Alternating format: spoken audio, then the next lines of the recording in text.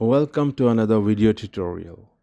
In this video, we are going to see how we can test a motor winding with a test lamp without using a Megger meter.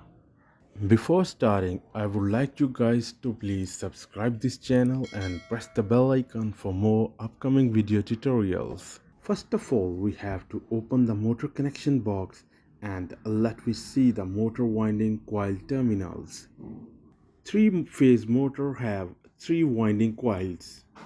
The both ends of each coil is connected to these terminals, and these terminals are arranged in a special way or in a special arrangement.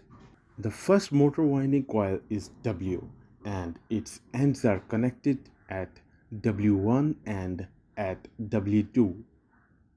The second motor winding coil is U, and its ends are connected at U1 and U2. The third motor winding coil is V, and its ends are connected at V1 and V2 terminals. After understanding the arrangement of the winding coils, we will see what are the tools we need to test the motor windings, and we will follow some steps to determine if the motor winding is faulty or not. Things which we require are the wall power plug and 220-volt AC bulb and some wires. We will connect bulb in series with the phase and make a series test lead as shown in the picture. Now we are ready to test the motor windings and we have to follow some steps. Step number 1, we will do the continuity test on the W winding coil by putting the probes on the W1 and W2 terminals, and the bulb should turn on because the W1 and W2 terminals are the ends of the same W winding coil. This means that the W winding coil seems okay. Step number 2, we will do the continuity test on U winding coil by putting the probes on the U1 and U2 terminals, and the bulb should turn on because the U1 and U2 terminals are the same ends of the same U winding coil. This means that the U winding coils seems okay. Step number 3, we will do the continuity test on V winding coil by putting the probes on the V1 and V2 terminals, and the bulb should turn on because the V1 and V2 terminals are the ends of the same V winding coil. This means that the V winding coil seems okay. In step number 4, we will put the probes on V2 and W1 terminals, and this time the bulb should remain off because the both coils are different coils, but as you can see that the bulb turns on.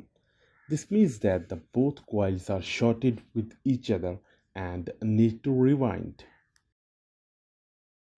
Step number 5, we will put the probes on V1 and U2 terminals, and this time the bulb also should remain off because the both coils are different coils. As you can see that the bulb remains off.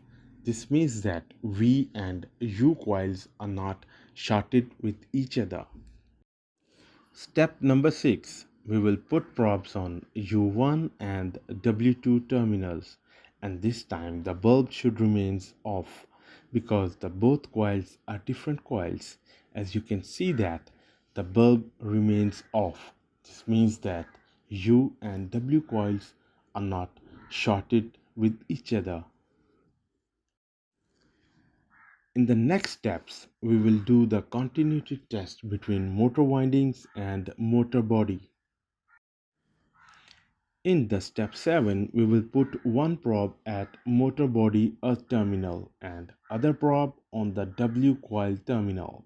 This time the bulb should remain off because there should be no connection or current flow between W winding and motor body. But as you can see that the bulb turns on.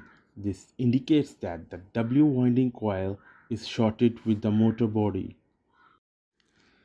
In step number 8, we will put one probe at motor earth terminal and other probe on the V coil terminal. This time the bulb should remain off because there should be no connection or current flow between V winding coil and the motor body. But as you can see that the bulb turns on. This indicates that the V coil is also shorted with the motor body. In step 9, we will put the probe at the motor body earth terminal and the other probe on the U coil terminal. This time the bulb should remain off because there should be no connection or current flow between U winding coil and the motor body. As you can see that the bulb remains off.